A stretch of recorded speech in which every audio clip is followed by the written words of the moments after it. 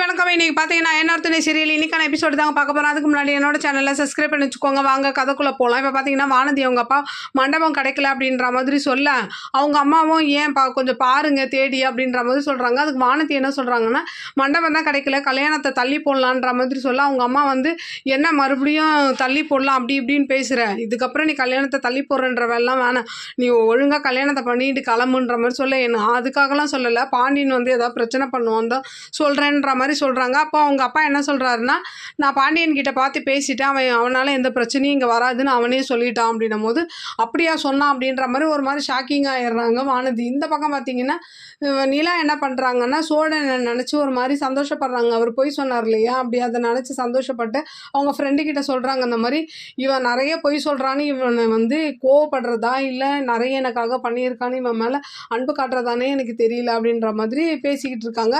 அப்புறம் அடுத்த சீன் என்ன ஆகுதுன்னா, வானதி ஸ்ட்ரெயிட்டாக என்ன பண்ணுறாங்க, பாண்டியன் கடைக்கு வந்து திட்டுறாங்க, நான் உன்னை வந்து அன்பிளாக் பண்ணிட்டேன், நீ ஏன் எனக்கு இன்னும் மெசேஜே பண்ணல அப்படின்னும் போது, நீ தான் வேறு கல்யாணம் பண்ண போகிறல, பத்திரிக்கை வைக்க வந்தியான்ற மாதிரி கேட்க, பாண்டி எனக்கு நீ தான் பாண்டி வேணும், நீ இல்லைன்னா நான் கல்யாணம் பண்ணிக்க மாட்டேன் பாண்டி, எனக்கு நீ தான் பாண்டி வேணுன்ற மாதிரி கெஞ்சுறாங்க.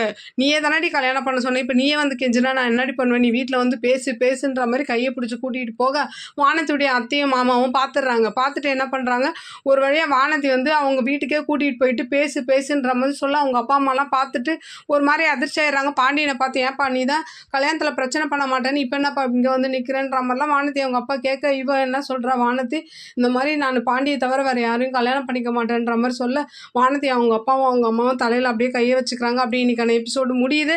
பார்க்கலாம் நாளைக்கு என்ன நடக்குதுன்னு பார்த்துட்டு நான் உங்களுக்கு ரிவ்யூ கொடுக்குறேன். என்னோட சேனல் பிடிச்சிருந்தா லைக் பண்ணுங்கள், ஷேர் பண்ணுங்கள், கமெண்ட் பண்ணுங்கள். என்னோட சேனலை சப்ஸ்கிரைப் பண்ணி சப்போர்ட் பண்ணுங்கள். நன்றி, வணக்கம், பாய்.